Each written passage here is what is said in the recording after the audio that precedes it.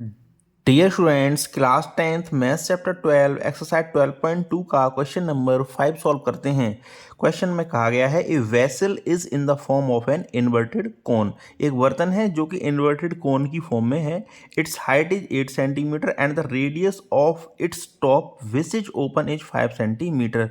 तो जो कोन है उसकी जो रेडियस है ओपन साइड की वो 5 सेंटीमीटर है एंड इसकी जो हाइट है वो 8 सेंटीमीटर है। अब आगे इसको मैं समराइज करके आपको बताता हूँ कि जैसे कोई बर्तन है, जैसे हमने इस फिगर को बना रखा है और उसको जो डेटा है उसको भी हमने नोट डाउन कर रखा है। तो जैसे मान लो ये हमारा कोई बर्तन है और इसे पूरा भरा है पानी से ऊपर तक। अब जब पानी से ऊपर तक भरा हुआ है तो हमने क्या किया, इसमें ऊपर से लेड शॉट्स गिराए। लेड शॉट मतलब लेड की गोलियां, ऐसा समझ लिया आप। लेड जो होता है ना सीसा, उसकी गोली हमने इसके अंदर गिराई। तो जब अब ये बर्तन पूरा भरा हुआ है तो जैसे ही इसके अंदर गोली गिरेगी इससे पानी बाहर आ जाएगा। तो हमने इतनी गोलियां गिराई इसके अंदर कि 1/4 वॉल्यूम ऑफ इट्स वेसल, इस जो वेसल है इसके 1/4 वॉल्यूम जो होगा उसके इक्वल पानी बाहर आ गया। तो हमें काउंट करके बताना है कि कितनी गोलियां इसके अंदर गिरी हुई होंगी। तो जो डायमेंशंस हैं वो हमने लिख रखी हैं। Height of vessel as H, इसको हमने कंसीडर किया 8 सेंटीमीटर। रेडियस ऑफ वेसल को हमने R1 कंसीडर किया है, वो 5 सेंटीमीटर। और रेडियस ऑफ लेड शॉट जो कि हमें क्वेश्चन में गिवन है ये 0.5 सेंटीमीटर। और हमें कंसीडर कर लिया है कि हमने एन लेड शॉट्स हमने इसके अंदर वेसल के अंदर ड्रॉप करें, तो उसको हमने एन कंसीडर कर लिया है। अब नंबर ऑफ एन इसी एन का हमें पता लगाना है। तो इस क्वेश्चन की अब एक बात होती है, तो समझने वाली बात है वो मैं आपको बताने जा रहा हूँ कि जैसे ये बर्तन पूरा भरा हुआ है। अब मान लो मैंने इसके अंदर एक गोली गिराई। अगर एक गोली गिरी तो इससे पानी बाहर आएगा। तो जो पानी जो बाहर आएगा ना वो कितना होगा, वो जितना इस गोली का वॉल्यूम होगा। जैसे कोई गोली थी इसके अंदर गिरी तो जिस गोली का जितना वॉल्यूम होगा उस वॉल्यूम के इक्वल ही पानी बाहर आएगा। तो अगर मैंने एन गोलियां गिराई तो एन गोलियों के इक्वल पानी बाहर आ जाएगा। तो पानी कितना बाहर आएगा, जितना पानी बाहर आएगा, जितनी गोलियां इसके अंदर गिरेगी, जो उन गोलियों का जितना वॉल्यूम होगा उस वॉल्यूम के इक्वल ही पानी बाहर आ जाएगा। तो क्वेश्चन में दिया गया है कि 1/4 वॉल्यूम इसका बाहर आया था पानी का। मतलब जो कोन है इसका 1/4 वॉल्यूम के इक्वल पानी बाहर आता है। तो एन गोलियों का जो वॉल्यूम होगा वो किसके इक्वल होगा, 1/4 volume of conical vessel.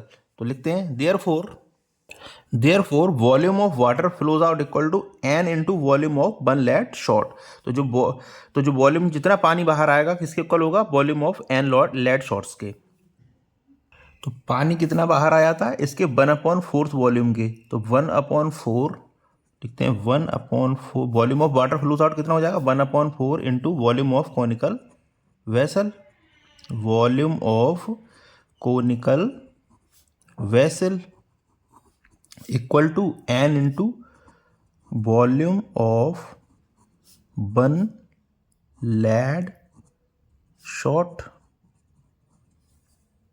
Volume of one lead shot तो 1/4 into volume of conical vessel कितना होता है, 1/3 पाई आर स्क्वायर एच। तो 1/3 पाई, अब आर की जगह हम क्या कंसीडर करेंगे, R1, क्योंकि रेडियस को हमने जो वेसल था उसकी रेडियस हमने R1 कंसीडर किया। तो 1/3 pi R1 square into H equal to N into, तो जो लेड शॉट कैसे हैं, स्फेरिकल हैं। तो स्फेरिकल जो स्फेयर का होता है उसका फॉर्मूला कितना होता है, स्फेयर के वॉल्यूम का फॉर्मूला होता है 4/3 पाई आर क्यू। अब इसको सॉल्व करते हैं तो इधर भी पाई है इधर भी पाई है, पाई से पाई कैंसिल, अपॉन में 3 इधर भी है, अपॉन में 3 में इधर भी है, यहाँ भी कैंसिल हो जाएगा। तो बचा क्या है यहाँ से, 1/4 multiply R1 square H equal to, इधर से क्या बचेगा, n मल्टीप्लाई 4 मल्टीप्लाई R2 की पावर 3। तो जो वैल्यूज हैं वो पुट कर देते हैं। यहाँ है 1/4 मल्टीप्लाई R1 था हमारे लिए 5 सेंटीमीटर, में जो वेसल था उसका रेडियस 5, तो 5 का स्क्वायर हो जाएगा यहाँ, मल्टीप्लाई बाई एच, हाइट थी 8 सेंटीमीटर तो 8 लिख दिया हमने, n मल्टीप्लाई बाई 4, एंड जो लेड शॉट थे उसकी जो रेडियस थी वो थी 0.5 सेंटीमीटर। तो 4 इंटू 0.5 का क्यूब, 4 2 जा 8 हो जाएगा। यहाँ से जो आएगा ये आ जाएगा 5 का square 25 multiply by 2 equal to n into 4 into 0.5 multiply by 0.5 multiply by 0.5। हमें फाइंड करना है n की वैल्यू, तो n को रहने देंगे हम इधर ही, और जो भी n के साथ मल्टीप्लाई में है ये सब आ जाएगा इधर डिवाइड में। तो जो भी n के साथ मल्टीप्लाई में इधर जाके डिवाइड में हो जाएगा। तो 25 मल्टीप्लाई 2 के नीचे आ जाएगा सब कुछ, ये 4 multiply by 0.5 multiply by 0.5 multiply by 0.5। अब हम क्या करेंगे, इसके पॉइंट्स हटाते हैं। तो 1 2 एंड 3, जब 3 पॉइंट्स हटाएंगे तो हमें 3 बार 10 का मल्टीप्लाई भी करना पड़ेगा इसके न्यूमरेटर में।